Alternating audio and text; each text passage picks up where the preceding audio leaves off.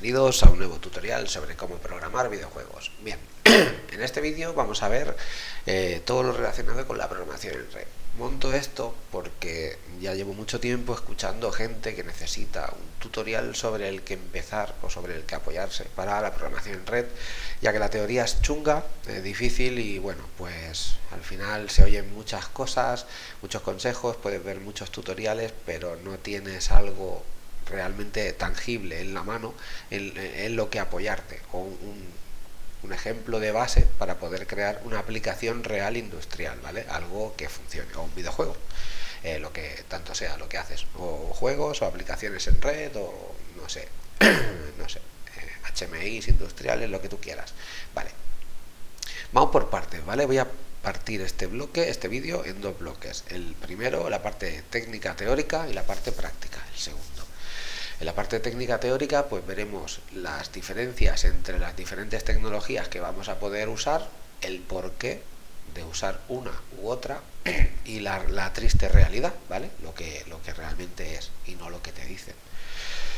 Vale, y después en la parte 2 vamos a ver pues un ejemplo de cliente-servidor sencillito y un ejemplo de servidor multicliente, bastante chulo, ¿vale? Ya pues eso va a ser la parte realmente útil para la industria, para el videojuego, para todo. Bueno, vamos a ver. Empezamos con la parte 1, ¿vale? La parte 1. Entonces, mitos y leyendas y putas mierdas que la gente se inventa y no tiene ni zorra. Vale, ¿qué hay para programar en red? Pues tenemos el TCP, que sería esto de aquí, y tenemos algo que se llama UDP, ¿vale? Bueno, hay que entender que ya desde el principio tener claro, TCP es caca, perdón, UDP es caca, no se usa, ¿vale? UDP es caca, es cáncer, hay que esquivarlo, es malo, ¿vale? No sirve, caca. Solo se usa UDP cuando TCP no puede hacer un trabajo, entonces se le delega a UDP para poder gestionarlo de la mejor forma posible y bueno, complicándonos la vida, pero UDP hay que esquivarlo como lo que es un protocolo malo, ¿vale? Pero muy rápido, pero muy poco confiable, no es seguro, tiene muchos problemas a la hora de transmitir datos. Entonces, para que lo entendamos, TCP es lo que hay que usar, ¿vale? Es un protocolo confiable, pero lento, ahora veremos el pero lento de qué se trata, es desatendido, esto es lo más importante, es desatendido, ¿vale? No nos tenemos que preocupar de nada, ¿vale? Y esto es muy importante y es mucho trabajo que TCP hace por nosotros y que hay que usarlo por eso. Y es automático, en muchos aspectos. Vale, diferencias con su primo UDP o su hermano, ¿vale? UDP viene a ser un TCP sin toda la parte automática, ¿vale? No es confiable y por eso es muy rápido, porque no tiene implementados todos los mecanismos de base que ordenan la información, ¿vale? Aquí pone que es desordenado. Por ejemplo, si yo desde A a B envío una serie de información, de datos, una serie de datos, pues estos pueden llegar corruptos, aquí pone sin CRC check, ¿vale? Pueden llegar o no, aparte de pueden llegar o no, pueden llegar bien o pueden llegar corruptos, corrompidos, ¿vale? Con bits alterados, bytes que falten, es un horror, ¿vale? Pueden llegar desordenados. Si yo por ejemplo te digo hola mundo, hello world, pues aquí puede llegar world hello y tal cual, y te quedas tal cual, dices qué puta mierda es esta, ¿no? Entonces tú te tienes que encargar de identificar los paquetes por grupos y además tienes que añadirle una etiqueta a cada uno para saber qué posición ocupa dentro del total del grupo cada paquete que llega al destino, ¿vale? Y esto es una puta locura, esto es una puta mierda. Por eso UDP no se usa. Habrá el tonto que te diga, no, es que para juegos tienes que usar UDP. No, para juegos no uses UDP. Usa UDP cuando TCP no te dé de sí, ¿vale? Cuando TCP ya no pueda más, entonces usa UDP y siempre UDP con mucho cuidado. UDP es muy malo. No es malo. UDP no tiene implementadas todas las características de alto nivel que tiene TCP. Entonces UDP no hay que usarlo, y menos un novato. UDP se puede usar cuando uno ya es un profesional y sabe muy bien lo que quiere hacer y le sirve para algo muy concreto, ¿vale? Para un streaming o para vomitar datos a la red de una forma masiva y teniendo en cuenta pues sus limitaciones e historias, ¿vale? UDP tiene un problema muy grave, que es que cuando excedes en un paquete de 64 kilobits o kilobytes, no recuerdo bien, pues el paquete no se envía, directamente da un fallo y ya está, y no se envía, ¿vale? Tiene el tope este. TCP, ¿qué hace? ¿Vale? Por eso una de las cosas por la que es lento, cuando excedes de 64 kilobits, TCP genera un grupo, dentro del grupo añade paquetes en orden, llegan al destino, se suman todos o se juntan, se aunan, ¿vale? Se ordenan y se queda la información tal y como estaba en A en B. Eso lo hace TCP automático, UDP no. UDP todo eso lo tienes que hacer tú. Por eso UDP corre mucho. Sí, ¿por qué? Porque no hace nada. Por UDP lo que hace es vomitar información en la red en pequeñas cantidades. TCP también, pero además cuando tú excedes las características técnicas del protocolo, TCP lo soluciona automáticamente, ¿vale? Además, UDP no tiene el CRC check. El check es un error, que es que tú cuando envías una serie de datos pueden llegar o no, o pueden llegar bien o pueden llegar corruptos, ¿vale?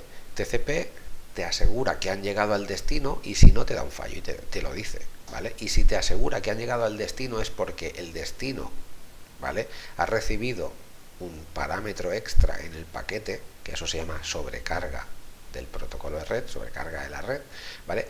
Y ese ítem nuevo que llega, que tú no lo enviaste, forma parte de la sobrecarga que genera TCP, ¿vale? Que la envía a cada paquete y sirve para compararlo. Es un tag, es un numerito, ¿vale? Que haciendo una operación matemática o sumando, por ejemplo, todos los bits o todos los bytes del paquete que acaba de llegar y dividiéndolo por, no sé, imagínate una historia, ¿vale? Lo hace internamente. Pues haciendo una operación te tiene que dar ese numerito. Entonces TCP lo hace automático y si da correcto, pues el B le dice a la, oye, que esto ha llegado bien, ¿vale? Y entonces por eso siempre hay que usar TCP, porque TCP para las cosas básicas o para el 99,9% de los casos te va a solucionar la vida de una forma bonita y fácil y barata, ¿vale? TCP funciona muy bien en casi el 100% de los casos. Después veremos casos donde TCP no da de sí y hay que usar UDP, pero UDP hay que esquivarlo como lo que es, un protocolo inseguro, un protocolo no confiable, muy rápido, pero con muchas limitaciones, como el orden de los paquetes, el checksum error, el que no puedes enviar paquetes grandes, y bueno, pues todo eso tienes tú que crearte tu propio protocolo de comunicación, y eso es muy difícil, ¿vale? Eso no lo vamos a hacer. Entonces, o sí, ¿vale? Si al final aprendes mucho, pues te lo haces tú, como hago yo, pero vamos, que no es lo suyo. Entonces, TCP, ¿vale? Confiable pero lento, ya hemos visto, desatendido y automático, ¿vale? ¿Cómo funciona esto? ¿Vale? Porque al final esto es la teoría del TCP, esto está cojonudo, vamos a enviar un número, vamos a enviar un texto. No, vamos a ver aplicaciones reales, ¿vale? Entonces, ¿qué vamos a hacer? Pues independientemente del lenguaje donde tú te encuentres, lo que has de hacer es crear un buffer, un array, ¿vale? Creas un array de bytes.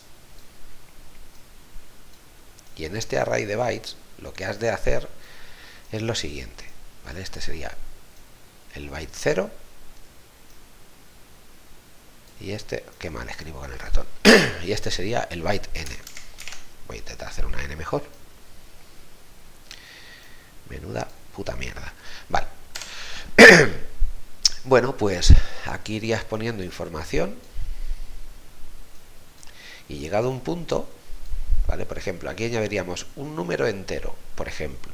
Llegado el que ya has añadido el número entero, ¿qué hay que hacer para que esto tenga consistencia y empiece a aparecer algo útil? Meter un delimitador o sea, yo añado la información, por ejemplo, añado el Quijote entero, en verso, pum, un delimitador, ¿vale? Un delimitador que ahora veremos cuál. Después, añado otra información, por ejemplo, un nombre. ¿Qué meto ahora? Otra vez el delimitador. Añado más cosas, por ejemplo, un número, una dirección, un teléfono, lo que yo quiera. Pim, pam, pum, otro delimitador. Y así, sucesivamente, hasta, hasta el final. Entonces, con este buffer, a ver si yo soy capaz de escribir aquí.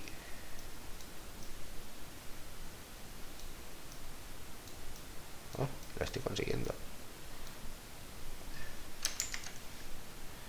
Pues con buff se queda, ¿vale? Con este buffer lo que hago es crear una zona de memoria, ¿vale? Donde le voy a añadir una información, voy a poner un separador, otra información que no tiene por qué ser del mismo tamaño, ni del mismo tipo, ni del mismo nada. Esto es súper importante porque esto nos va a dar la vida a la hora de programar, ¿vale? Por ejemplo, en C, en Java, en JavaScript, en C Sharp, ¿vale? Hay librerías de red con APIs de alto nivel y tal y pascual, ¿vale? Yo os voy a enseñar mi propio API, ¿vale? Que el que yo uso, al final, pues por comodidad, uso siempre el mismo en todos los lenguajes y como es tan portable y tan sencillo de implementar, pues me lo hago en todos y programo de la misma manera y con la misma librería en todos los lenguajes de programación. Y la librería me la he hecho yo. Entonces, bueno, lo veremos después, que es súper sencillo. Vale, pues con esta parte teórica ya tenemos la base, ¿vale? Para crear un buffer, que puede ser un array de bytes, ¿vale? O un array de chars, lo que tú quieras. Y vas añadiendo cosas de forma dinámica. Le añades por ejemplo, si lo pasas, la idea, ¿vale? Mi idea de simplificación de la comunicación en red desde A hasta B, que va a ser lo que vamos a ver nosotros, es que todo va a ser texto, ¿vale? O todo va a ser bytes, o todo va a ser chars, pero todo lo mismo. Entonces yo cuando añado algo al buffer, digo, ¿es texto? No, pues parséalo a texto y añádelo. Y detrás le metes un delimitador, por ejemplo, el hashtag. Entonces, ¿qué problema tiene esto? Que yo en los textos que voy añadiendo, como por ejemplo un número, el 1024, por decir algo, ¿vale? Pues yo lo metería aquí y le pondría un hashtag, ¿vale?